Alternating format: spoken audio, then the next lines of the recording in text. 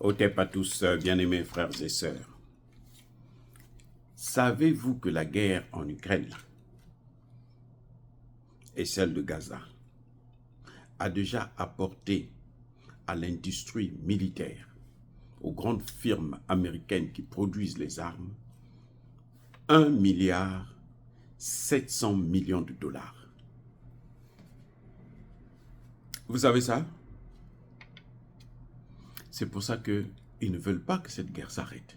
Plus la guerre continue là, plus il y a des gens qui s'enrichissent. Et c'est ça la différence entre Biden et Trump.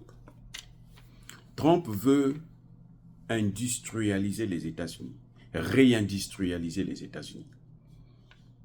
On compte plus de 90 grandes firmes américaines, selon les experts, en Chine. Trump veut ramener ces entreprises-là ici aux États-Unis pour fabriquer ici aux États-Unis. Mais les produits qu'eux, ils vont fabriquer coûtent trop cher ici aux États-Unis. L'ingénieur américain coûte 2-3 fois plus cher qu'un ingénieur chinois. Ben oui. Donc, et c'est ça le problème que Trump va rencontrer.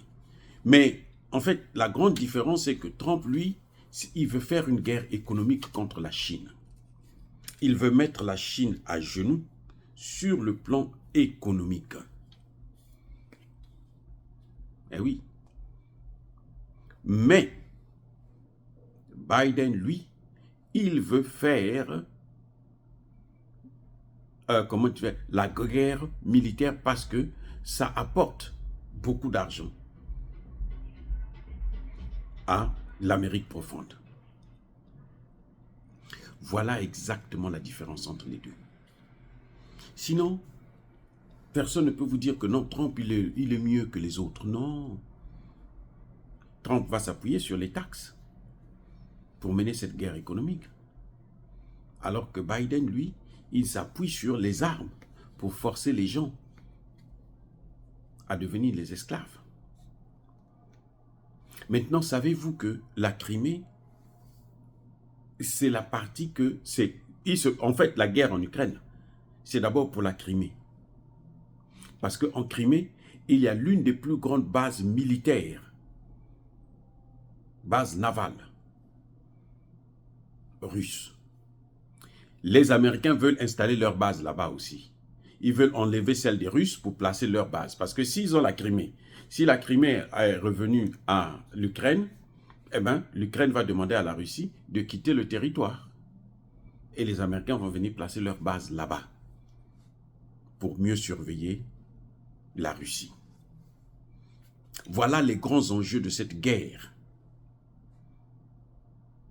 Et personne ne va vous dire que l'Ukraine, en fait, n'est pas une partie, et plutôt la Crimée n'est pas une partie de l'Ukraine. C'est Staline qui était d'origine ukrainienne. Étant au pouvoir, il va décider de prendre la Crimée pour rattacher ça à l'Ukraine. Oui. Donc, la Crimée, en fait, ce n'est pas une partie de l'Ukraine. Maintenant, quel est le problème du Donbass?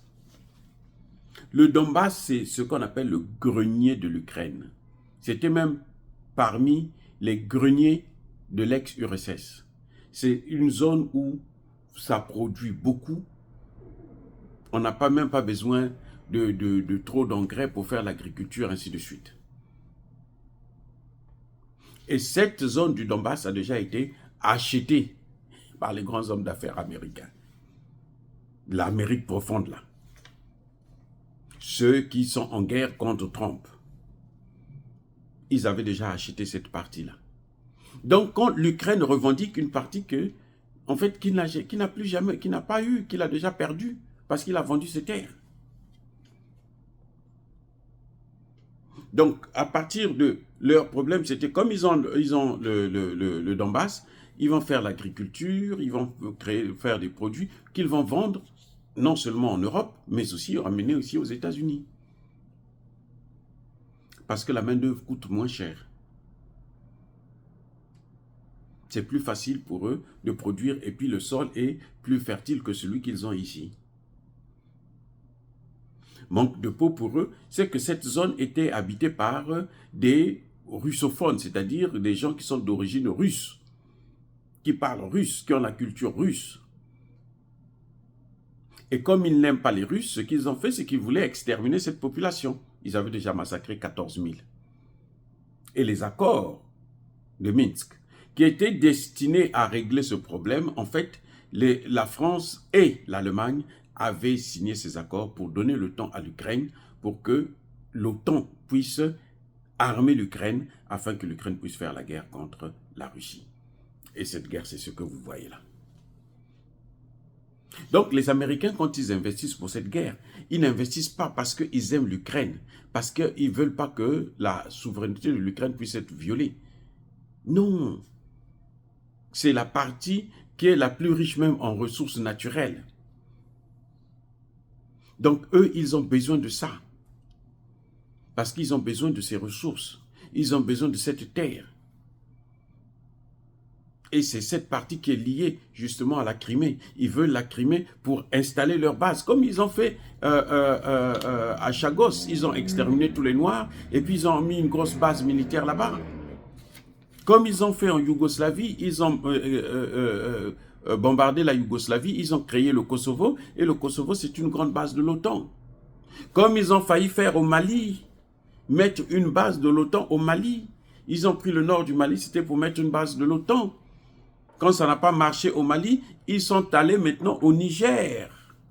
Ce que vous avez vu au Niger, là, c'était les prémices d'une base de l'OTAN. C'est-à-dire que tous les pays de l'OTAN devraient avoir une base militaire là-bas. Mais qu'est-ce que l'Afrique a à voir avec l'Atlantique Nord? Donc, les amis, c'est ça le vrai problème. Les Américains ne se battent pas pour l'Ukraine parce qu'ils veulent respecter la souveraineté de l'Ukraine. Ils n'ont pas respecté celle de l'Irak, ils n'ont pas respecté celle de l'Afghanistan, ils n'ont pas respecté celle de la Libye, ils n'ont pas respecté celle du Mali, du Niger, bref, du Sahel. Ils voulaient, à partir du Mali, occuper tout le golfe de Guinée. Quand ça a échoué, ils sont allés au Niger. C'était occuper toujours le golfe de Guinée. Et quand ça n'a pas marché, maintenant, vous les voyez au Ghana, en Côte d'Ivoire, au Bénin, partout. Ils encerclent l'AES. Ce sont les intérêts américains qui comptent. Voilà la réalité. Maintenant, jusqu'où ça va aller, ça, c'est clair que la fin de l'hégémonie américaine est annoncée. Parce que la perte dans cette guerre-là,